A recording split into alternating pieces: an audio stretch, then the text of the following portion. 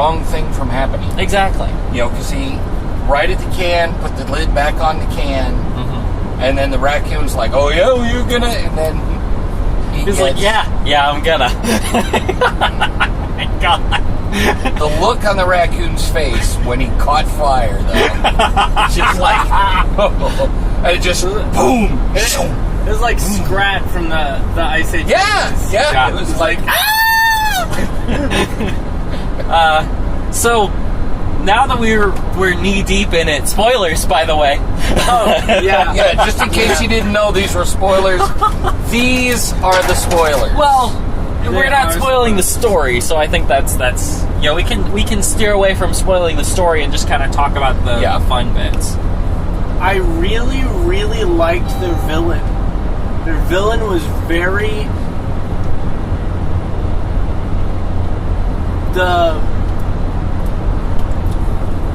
it was very intelligent.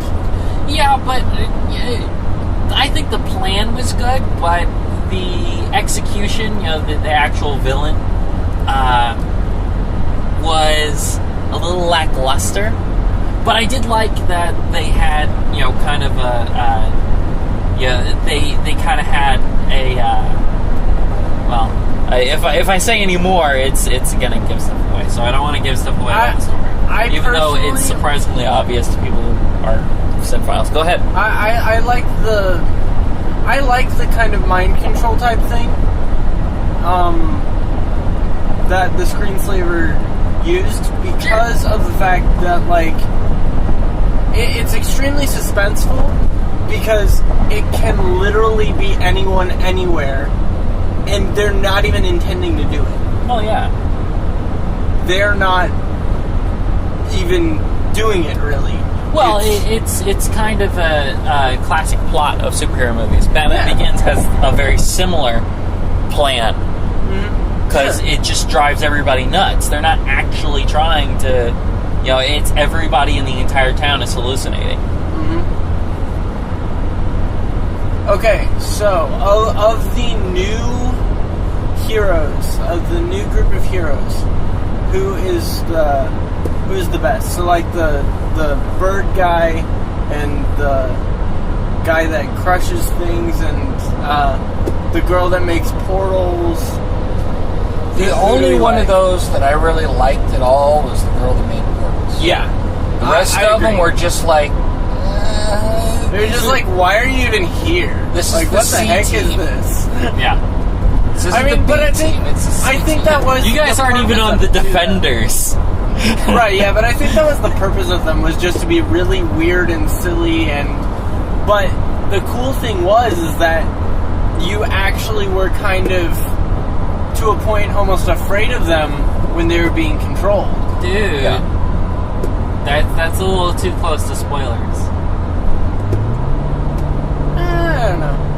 But, spoilers. Just realize that there are going to be spoilers in here. People. Hopefully, anybody who is really going to care about spoilers has already seen it by the time this gets out. Well, I'll put it on the title card that there's spoilers, and then people will be okay. Yeah, but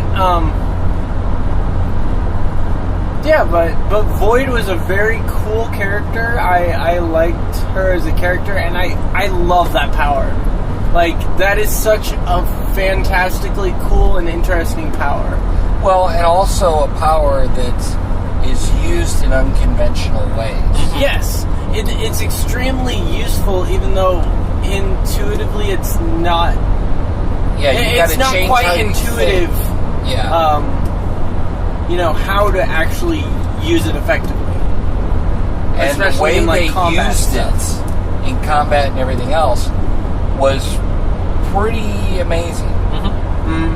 Well, there's another character that showed up recently that was a lot like that, and I believe they called her Blink in X-Men Days of Future Past. You remember she made portals as well. Yeah. Did not use them to the same effectiveness, though.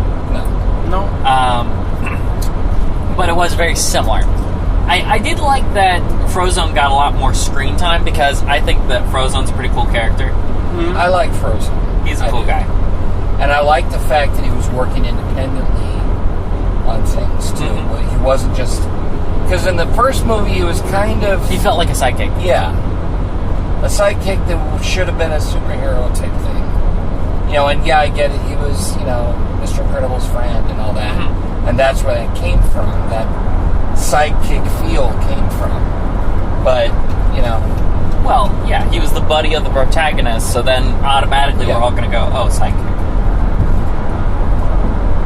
But yeah, he had honestly, I think it'd be cool. I don't. Now that I'm about to say it, maybe that's not cool. But I would not be opposed to a Frozen movie. Oh yeah. Now I've heard at least rumors that there's an Incredibles 4 that's going to be right on the tails of this one. You mean 3? Sure. It's 3. Okay. Because this one is 2. So if they skip to 4, they're going to have to do a prequel for 3. Well, you know, Microsoft might have bought him. I don't know. Hey, that's fair. That's fair.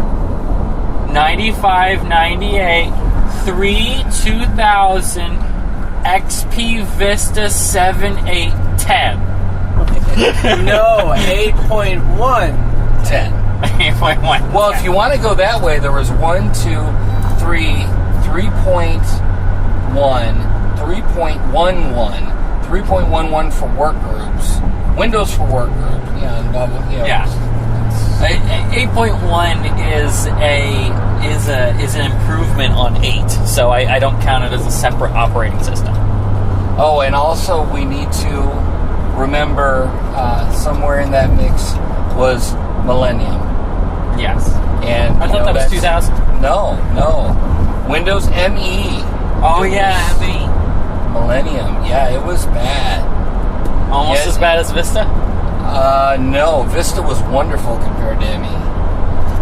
And I know because I had both. What OS? But you have to remember, is it running on?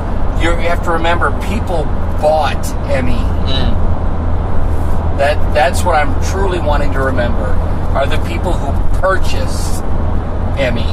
It wasn't a free upgrade.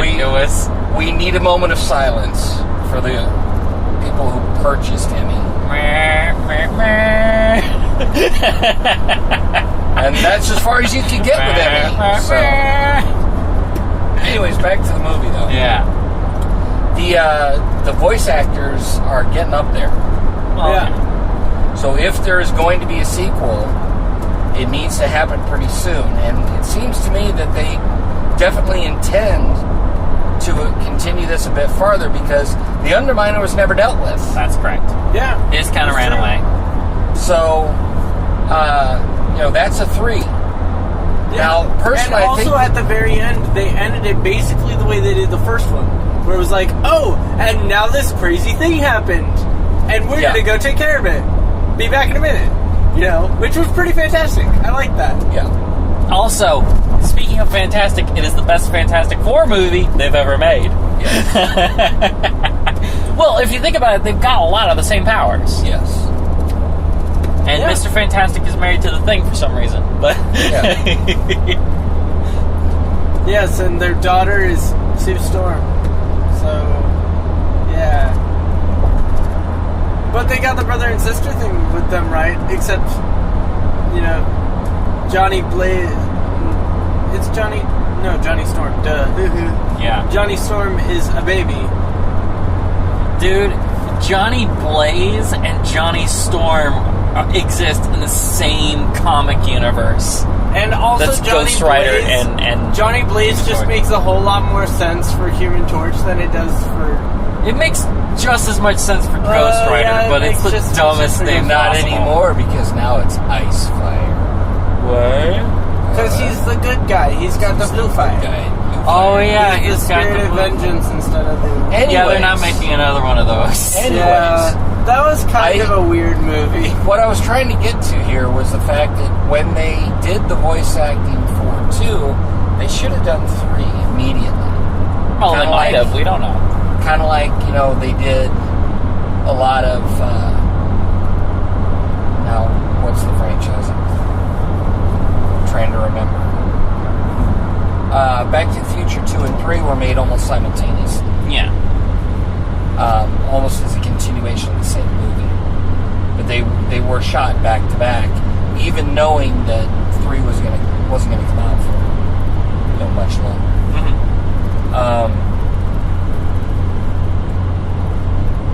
Well, I mean, because Craig T. Nelson, Holly Hunter, they're getting up there. They're getting old. Yeah. Well, and also, like, all due respect to the actors and stuff, but they're not doing much else. Pretty much Sam Jackson's the only one that's actually doing other stuff that I can think of, really. You have to remember, also, these people are above retirement age. And quite honestly, after I have $2 or $3 million in the bank, I'm not stressing about more work at that point. I don't, so... Well, no, you just go back and you play the characters that you like to play. Well, yeah, but I'm just saying, when, he's not working. Well, maybe he doesn't want to. Maybe he's done. Maybe the idea is not just to stay in the limelight until they throw you out. Maybe it isn't. Maybe the plan is not to be Johnny Depp, who is almost 60, playing obviously like mid-30s people, and it's not working. Well, since Pirates of the Caribbean 1, he has played Jack Sparrow in almost every role that he's been in. Which is sad when it's not a Pirates of the Caribbean movie. Well, yeah, but that's one of the big reasons I think Lone Ranger tanked so hard, is because he basically was just weird Indian Jack Sparrow, and it didn't work out. And it wasn't true to the source material, but that's another thing. Yeah. It's not hip to be true to the source material. True to the source material is the law. Yeah. And this is how we got the new Ghostbusters. Right. Okay. And then Keith Richards shoots you. Staying true to the source material is the law. Because pirates. Yes. It's an explanation for people who haven't seen that since it came out. Well, I would be one of those, but I did remember that because Keith Richards is Jack Sparrow's dad. Which explains a lot. But he keeps showing up. He was in 4 and 5. It's like, Keith, what are you doing? Why do you keep coming back? They keep making movies. He's going to keep coming back. Well, cast a check to show up for 5 minutes. Okay. Personally, I think they would have been better off to stop after the second Pirates of the Caribbean.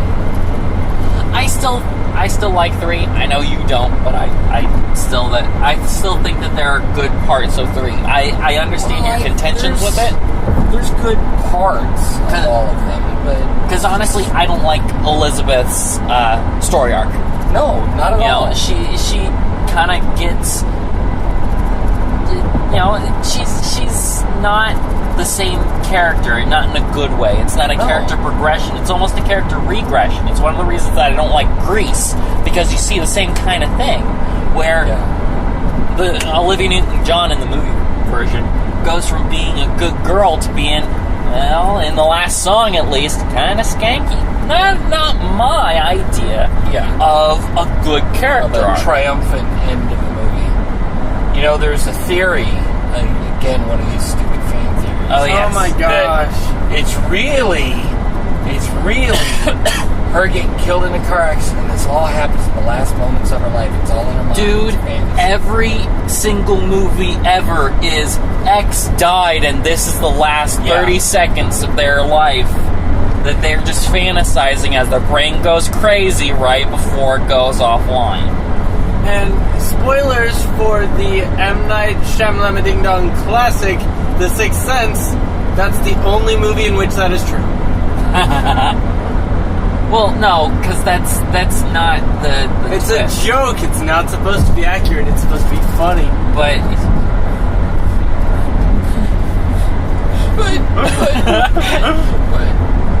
staying true to the source material is the law, and then Keith Richards shoots you. Okay. Hang the source material! Bang! You're done. Sorry. Okay. Ash's chips, he's done for the night. Mm-hmm. So, previews that we saw before The Incredibles, what did we think of those? Christopher Robin looks really good. Yeah, Christopher Robin. What is that movie? It's weird Looks that like they're all washed out looking, though. But those are what the original toys look like. Yeah. Because, I don't know if you know this or not, but it wasn't a Disney franchise. No. You know, the primary color... Colored characters? Yeah. That was from the animated part of it. So that kind of started with the original animated ones, and then the New Adventures that was a TV show for a while, which was actually really good, and I wish they had it on like a DVD somewhere, but they don't. Yeah. Well, they do. They just have it on 8 different DVDs, and there's only like 4 episodes per DVD. And they repeat episodes. They don't have season 1 of the New Adventures of Winnie the Pooh. They don't do it that way. They should change that, because I miss my kids' TV shows, and I want to show them to my kids, and it's not possible. And honestly, I kind of want to watch them myself. Yes, I've enjoyed watching Teen Titans. You know, I'm a 22-year-old man who wants to watch Winnie the Pooh. The point is, to call things out of that, the point is, having these shows and everything back in playable use would be very cool. Mm-hmm. Yeah. But, you know, there's a new paradigm here that we're dealing with, and that is the fact that you can get the stuff digitally. You don't have to break it up into DVDs. Sure. You don't have to, you know, and quite honestly... But they don't have it available that way either. No, that's what I'm saying. They should be. That's what you should shoot for. Because the point is, all you have is the work of the people who maybe remaster and save the stuff. There's no, you know, there's no upfront costs associated with, you know, making DVDs and mastering those and having them made and having them distributed and having, you know. Well, they're doing that with the new stuff. They're just not doing it with the stuff from when I was a kid. Yeah, and I know. And for me, you know, there's only 4 or 5 shows, you know, from my childhood that even exist anymore. That are available that way. Yeah. And there's a billion of them that I would love to have. You know, Welcome Back, Kotter. Man, if they would remaster that and put them out, I would be happy, and I'd buy every single one. You know, it's the costs involved in putting out DVD sets against an unknown, you know, buy factor. I get that. I understand that. I understand why there's a lot of shows that never made it onto DVD. I get it. But at the same time, there's not all the upfront costs. It's not front-loaded, really. I mean, there's some front-loading to it. Sure. Of putting all these shows out where you can, Buy them you know, digitally. buy a season of them. And, you know, here's the other part of this. You know, I've had people tell me that, well, you know, they don't have Welcome Back, Kotter because Welcome Back, Kotter wasn't... They didn't save them. Well, yeah, they did. Somebody has it recorded somewhere. They were syndicated. It went out. It replayed and replayed long after it was dead and gone. There's reruns. There were reruns because I remember Welcome Back, Kotter coming on Nick at Night. Yeah. So somebody somewhere has the copies of these old shows. You know, I'd like to see all of WKRP in Cincinnati. Yeah. It's not all there, at least as far as I know. Yeah. I'd like to see all of Welcome Back, Kotter. There's, I can't even remember, but, you know, there's dozens and dozens of shows that were hyper popular that, you know, people get nostalgic. You know? If you said, hey, you know, it's going to cost you $60 to get all of Welcome Back, Kotter, I'd do it. Every episode that exists. Yeah. You know, and you don't even necessarily have to have it complete. If it's not complete, if you're missing 3 episodes of the entire show, you know what? We can deal with it and give us a synopsis, and we can, you know, Of course, that one's more of a sitcom, so it's not. You don't. It doesn't have a through line. So missing 3 episodes isn't going to do a big deal. Yeah, because that's back when you were never intended to watch episodes in order. Mm-hmm. I mean, when they did it to be continued, I mean that was rare. Split a story over 2 episodes. Because everybody hated reruns in the summer. Sure. Reruns! I want new. For me, I was never bothered by reruns. Mm-hmm. I want to see it, especially back then when you couldn't get it any other way. And you only saw it once. Yeah. Because it only aired once. People put in effort to put... There is a 2-cassette set of the final episode of Friends. People put effort into these things. Yeah. Mm-hmm. 2 cassettes for just the last episode. You know what they also have a 2-cassette set for? Titanic. One of the highest grossing movies ever. Why, I don't know, but... Well, it's too long for 1 cassette. Yes, but the point is, they put just as much effort into recording Titanic that they did into recording the final episode of Friends. That's correct. That's ridiculous. At about the same time, too. But, the only shows that I can think of off the top of my head that you can get the whole thing of from my quote-unquote childhood era is MASH and Happy Days. Yeah. And you know what? There were 28 shows a year, playing during prime time. Wow, only 20? Well, nowadays it's like there's so many shows. Okay, well I'm being a little conservative. Yeah, because of course. not every show was great. Sure. But They would cancel. You had 5 days a week. Whoa, more deer. Deers. We have deer in our subdivision, guys. That's why I keep saying deer. Deer! One just ran across in front of us. Tree cabin.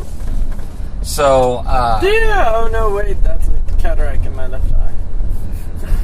Okay. So... It's a reference, don't worry about it. Yeah, I know. They're all references. Everything's referential. Everything you guys say is referential. That's Maybe correct. that should be the name of the blog.